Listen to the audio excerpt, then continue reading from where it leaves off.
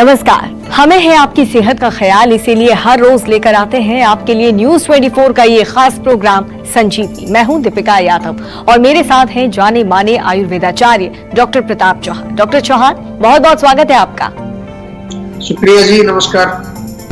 बार बार आते हैं आपको चक्कर, सुन्न हो जाती हैं उंगलियां, कंधे, हाथों और गर्दन में होता है तेज दर्द। कहीं ये सर्वाइकल पेन तो नहीं?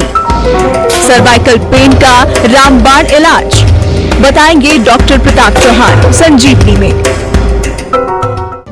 आज हम बात कर रहे हैं सर्वाइकल पेन की। आजकल सर्वाइकल पेन की जो समस्या है वो बहुत आम है, लेकिन ये हमारी खुद की गलतियों का ही नतीजा है। अगर आपको सर्वाइकल पेन की दिक्कत है तो आज की संजीवनी आपको न सिर्फ दर्द में आराम दिला सकती है बल्कि इस रोग को जड़ से भी मिटा सकती है।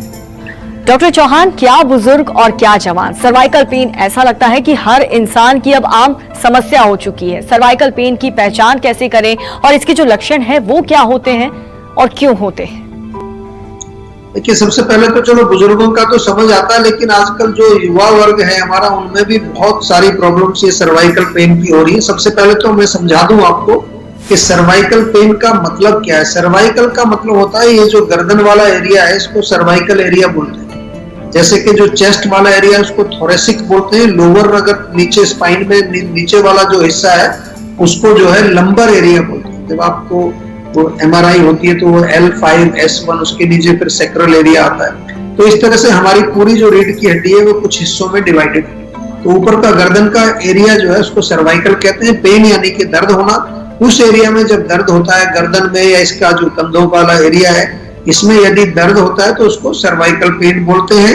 और क्योंकि हमारी गर्दन के ऊपर ही हमारा सिर भी है, वो सपोर्ट करती है उसको, तो कभी कभार इस दर्द के कारण थोड़ा दर्द ऊपर सिर में भी चला जाता है। कारण अगर हम देखें क्यों ये पेन हो सकता है, मेन सबसे बड़ी जो प्रॉब्लम है वो पोस्चर की प्रॉब्लम है।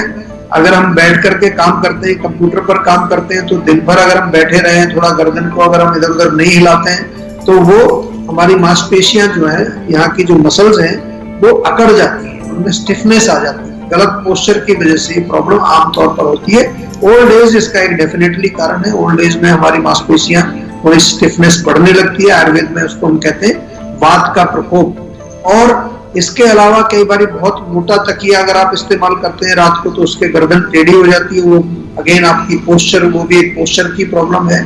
नियमित रूप से अगर व्यायाम आप नहीं करते हैं, एक्सरसाइज नहीं करते हैं, खास तौर से गर्दन, और इसको हम किसी प्रकार से घुमाते नहीं है, इसको फ्लेक्सिबल बनाने के लिए कुछ मालिश इसमें नहीं करते हैं, और वात वर्धक भोजन यदि हम ज्यादा खाते हैं, ऐसी चीजें जो गैस बनाती है, वायु को बढ़ाती है हमारे शरीर में, उसके कारण, या फिर जो है आपको अपच की प्रॉब्लम है, आम यदि बनता है तो ये आम कई बार हमारी वहां मसल्स में जाकर के जम जाता है, कई बार हड्डियों में भी चला जाता है और वहां जाकर के ये अकड़ाहट पैदा करता है, दर्द पैदा करता है, जिसको कि हम सर्वाइकल पेन कह सकते हैं। और इस वक्त एक कॉलर हमारे साथ जुड़ चुके हैं जयपुर से, विकास। विकास, आप अपना सवाल पूछें। सर नमस्कार। नमस्कार जी। सर मेरी उम्र 28 साल है। पिछले 4-5 दिन से सर मेरे मतलब स्टूल के साथ थोड़ी हल्की हल्की ब्लीडिंग आ रही है सर। अच्छा, 4-5 दिन से? जी सर। अच्छा, आपको वैसे कब्ज रहती है, कॉन्स्टिपेशन? हाँ सर, वो थोड़ा नॉनवेज वगैरह हो जाता है कभी कभी, पर ये 4-5 दिन से पहली बार हुआ सर ऐसा। दो चीज होती है, जब ब्लड आएगा या तो अंदर गर्मी ज्यादा हो जाए, हीट ज्यादा, कोई गर्म चीज खाने से भी होता है। जैसे आप नॉनवेज का जिक्र कर रहे हैं, कई लोग बहुत ज्यादा तीखा खाना खा लेते हैं, मिर्ची खा लेते हैं, उससे भी ब्लीडिंग हो जाती है, अंदर कई बार सूजन आ जाती है, इन्फ्लेमेशन हो जाती है, अंदर थोड़ा जख्म भी बन जाते हैं उसके कारण। दूसरा क्या है कि अगर आपका पेट साफ नहीं होता है, कॉन्स्टिपेशन, कब्ज आपको रहती है, तो उसके कारण कभी कभार इंटरनल ब्लीडिंग, इंटरनल पाइल्स, जो अंदर पाइल्स बन जाते हैं, उसमें कहीं रप्चर हो जाए, उसके कारण भी ब्लीडिंग हो सकती है। ये बड़े सरल और सिंपल कारण है। कारण तो ब्लीडिंग के बहुत सारे हो सकते हैं। आंतों में छाले हों, आंतों में कोई और सीरियस बीमारी हो जाए, कोलन कैंसर में भी ब्लीडिंग होती है, पर वहां तक नहीं जाएंगे, इतना ज्यादा अभी गंभीर नहीं होना है आपको। लेकिन थोड़ा सा मेरा निवेदन आपसे ये है कि एक तो त्रिफला चूर्ण आप 2-3 दिन जरूर ले लीजिए, साथ में उसके थोड़ा कूलिंग चीजें आप सेवन करें, जैसे कि अगर खीरा वगैरह खा सकते हैं, या फिर कोई ऐसी चीजें जो लौकी का जूस आप पी सकते हैं सुबह।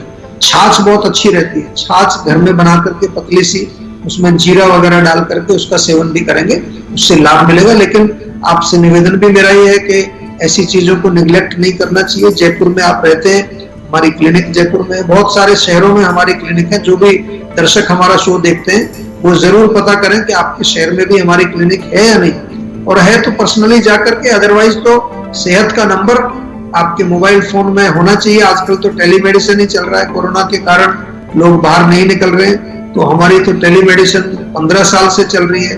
विश्व में सबसे बड़ा टेलीमेडिसिन हमारा चल रहा है, और हम लोग जो है टेलीमेडिसिन आयुर्वेद में हमने शुरू किया था। सारा एक पूरा प्रोटोकॉल के तहत अच्छी तरीके से हम सारा काम करते हैं। तो आप हमारे डॉक्टर से फोन के माध्यम से और वीडियो के माध्यम से भी कंसल्टेशन कर सकते हैं। करेला खाने से कैसे सुधरेगी सेहत, बताएंगे डॉक्टर प्रताप चौहान आज की संजीवनी टिप्स में, लेकिन अब से थोड़ी ही देर के बाद। Doctor Chauhan, cervical spondylitis, cervical pain कितना अलग है और इसके जो लक्षण है वो क्या होते हैं? देखिए, सर्वाइकल पेन तो मैंने समझाया आपको कि भाई जो गर्दन में दर्द होता है, गर्दन के एरिया में, वो सर्वाइकल पेन अक्सर उसको बोल देते हैं। हालांकि जो सही जो शब्द है सर्वाइकल स्पॉन्डिलाइटिस या सर्वाइकल स्पॉन्डिलोसिस, जो भी इसको कहें आप, इसमें यहाँ पर जो हमारी स्पाइन जो है, हमारी रीढ़ की हड्डी जो है, वहां उसका जो है हमें उसकी तरफ थोड़ा ध्यान देना पड़ता है। क्योंकि जो हमारी रीढ़ की हड्डी है उसमें कशेरुकाएं, जो हम जिनको मन के भी बोलते हैं या वर्टेब्रा बोलते हैं, एक के ऊपर एक वो मन का रखा होता है, वर्टेब्रा रखी होती है, बीच में डिस्क होती है। तो आपने सुना होगा कई बार डॉक्टर्स कहते हैं कि आपकी डिस्क जो है वो बल्ज आउट हो गई, बाहर निकल गई है, या डिस्क हर्निएटेड हो गई है, या कहते हैं भी डिस्क स्लिप हो गई है।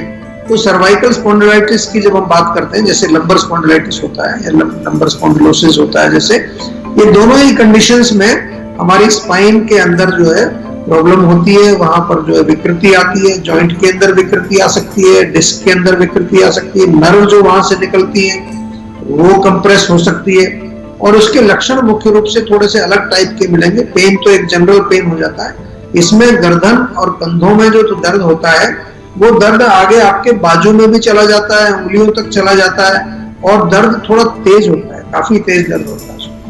उंगलियों में कई बार जो है सुन्नता हो जाती है, नंबनेस जिसको बोलते हैं, या कभी कभार चींटियां सी चलने की टिंगलिंग सेंसेशन, इस तरह के लक्षण भी वहां देखने को मिलते हैं। और गर्दन में बहुत ज्यादा स्टिफनेस हो जाता है, मूवमेंट नहीं होती, कई बार तो थोड़ा ऐसे गर्दन इतना भी हिलाने में दर्द होता है, तो डॉक्टर गले में एक पट्टा सा लगा देते हैं गोल, ताकि गर्दन आपकी एक जगह स्थिर रहे, वो इधर उधर मूव होने में दर्द आपको कम होता है। नर्व कंप्रेशन की मैंने बात की कि जो नर्व्स निकल रही है, वो नस अगर दब गई है, तो अगर नस सिर की तरफ जा रही है तो सिर में दर्द होगा, यहाँ पर अपर आर्म में हमारे इस बाजू के एरिया में आ रही है तो यहाँ दर्द होगा। जिस भी एरिया को सप्लाई कर रही है उस एरिया पर उसका इफेक्ट पड़ता है। और कई बार तो खांसी करने से, छींकने से, या थोड़ा भी जो है शरीर में कोई झटका लग जाए, आप कहीं बाइक के ऊपर जा रहे हैं तो उसके कारण भी बहुत तेज दर्द होता है। ये मैं आपको डिफरेंस बता रहा हूँ। असलियत में जो स्पॉन्डिलोसिस की जो बीमारी होती है उसमें इस तरह के लक्षण होते हैं। थकान बहुत ज्यादा महसूस होती है, कमजोरी, ऐसा लगता है कि शरीर में जान बिल्कुल नहीं रही है, और हमारी जो मसल्स हैं वो भी ढीली हो जाती है, मसल्स में वीकनेस हो जाती है। तो इस प्रकार के लक्षण होते हैं। खुशखबरी आपके लिए ये है कि अगर ये रोग अगर आपको है तो डरने की जरूरत नहीं है, घबराने की जरूरत नहीं है। आयुर्वेद में वो शक्ति है, अब तो पूरी दुनिया आयुर्वेद का लोहा मान रही है, और सबको मालूम चल गया है कि आयुर्वेद ही एक हमारी पुरानी चिकित्सा पद्धति है जो हर समय हर प्रकार के रोगों को ठीक करने में सफल रहती है। और बहुत लोग, भारत में नहीं पूरे विश्व में लोग आयुर्वेद को अपना रहे हैं। हमारे पास तो लगभग जो है 100 देशों के मरीज आज जुड़े हुए हैं। कोरोना काल में टेलीमेडिसिन के माध्यम से लोग दवाइयां ले रहे हैं, हमसे कंसल्टेशन कर रहे हैं, आयुर्वेद से जुड़ रहे हैं, घरेलू नुस्खे पूछ रहे हैं। तो आपसे भी मेरा निवेदन है, आयुर्वेद से जुड़िए और अपने रोगों को बिल्कुल आयुर्वेदिक तरीके से उनका इलाज करिए। डॉक्टर चौहान, चाहे सर्वाइकल पेन हो या फिर सर्वाइकल स्पॉन्डिलाइसिस हो, लाइफस्टाइल में छोटे छोटे चेंजेस लाकर कैसे इसे बचा जा सकता है? बहुत अच्छा प्रश्न आपने किया है, क्योंकि मुख्य रूप से कोई भी जो रोग जब शुरू होता है तो उसमें 2 मेन कारण होते हैं। एक तो लाइफस्टाइल, जिसको कि हमारे यहाँ बिहार बोलते हैं, और एक आहार जिसको कि फूड बोलते हैं। Food and lifestyle, these are two prime cause जो हमारे रोगों में मूल कारण होते हैं। तो लाइफस्टाइल में बदलाव करके कैसे अपने सर्वाइकल को आप ठीक करेंगे, सर्वाइकल जो पेन हो रहा है, आपको जो स्पॉन्डिलोसिस की प्रॉब्लम हो रही है, तो एक तो नियमित रूप से वहां तेल लगाया जाए। तेल हल्का सा गर्म कर लीजिए, तिल का तेल। नहीं तो हमारे यहाँ पेन काम ऑयल बहुत अच्छा है, पेन काम बाम आता है, पेन काम पोटली भी आती है, बहुत सारे प्रोडक्ट हैं पेन काम के नाम से जीवा में, वो आपके घर में होने चाहिए। कहीं ना कहीं दर्द हो जाता है आदमी, नियमित रूप से जो है मसाज करें, उसके बाद थोड़ा सा स्टीम करने की कोशिश करें, गर्म पानी में तौलिया डाल के निचोड़ के उससे सिकाई कर लीजिए। ये बड़ा अच्छा एक आपका लाइफस्टाइल का चेंज है। अगर खासतौर से आप डेस्क वर्क करते हैं, कंप्यूटर पर काम करते हैं और आपकी गर्दन काफी जो है वो स्टिफ रहती है, नियमित रूप से एक्सरसाइज करने से भी आपको लाभ मिलेगा। खासतौर से गर्दन को घुमाना, कंधों को घुमाना, ये सब एक्सरसाइज करनी चाहिए। और अपने सोने का टाइम रेगुलराइज करिए, बहुत इंपॉर्टेंट है। रात को देर तक नहीं जगना है, उससे वात का प्रकोप होता है। अपना बेड जो है वो प्रॉपर होना चाहिए, तकिया बहुत मोटा नहीं हो, गर्दन बहुत ऊंची ना हो, पोस्चर सोने का ठीक होना चाहिए, टेढ़े मेढ़े उल्टे सीधे होकर नहीं सोना है, बिल्कुल सही तरीके से सोना चाहिए। और कंप्यूटर पर यदि आप काम करते हैं तो हर आधे घंटे बाद, पौने घंटे बाद या मैक्सिमम 1 घंटे में थोड़े खड़े हो जाइए, चल लीजिए इधर उधर, थोड़ा बॉडी को हिला लीजिए, गर्दन को हिला लीजिए। वेट को भी आपने नियमित रखना है, वेट को मैनेज करना है, और वेट के साथ साथ पेट को भी मैनेज करना है, बहुत इंपॉर्टेंट है। अगर पेट आपका बाहर निकलता है तो वो भी कमर दर्द और गर्दन दर्द दोनों का कारण बनता है। बहुत सारे लोगों को मैंने देखा है कि पेट बाहर निकलने की वजह से उनको ये सर्वाइकल और लंबर दोनों एरियाज में दर्द होता है। तो ये चीजें अपने लाइफस्टाइल में आप चेंज करेंगे तो आपको डेफिनेटली आराम मिलेगा। और आयुर्वेद में तो उपचार इसका इलाज प्रॉपर करते ही। और चलिए बारी है आज की संजीवनी की। डॉक्टर चौहान, आयुर्वेद में इस तरह की लाइफस्टाइल को ठीक करने के लिए कौन सी दवाएं ली जा सकती हैं, कौन सी थेरेपीज जो हैं वो काम कर सकती हैं? देखिए, आयुर्वेद में जब हम चिकित्सा करते हैं तो मैं बार बार अभी सभी दर्शकों को बताता हूँ, आप लोग इसको ध्यान से सुन लीजिए, समझ लीजिए और इसको अपने अंदर बिल्कुल रजिस्टर कर लीजिए। जीवा में जब भी कोई हमारे पास पेशेंट आता है तो हमने अलग अलग बीमारियों के प्रोटोकॉल बनाए।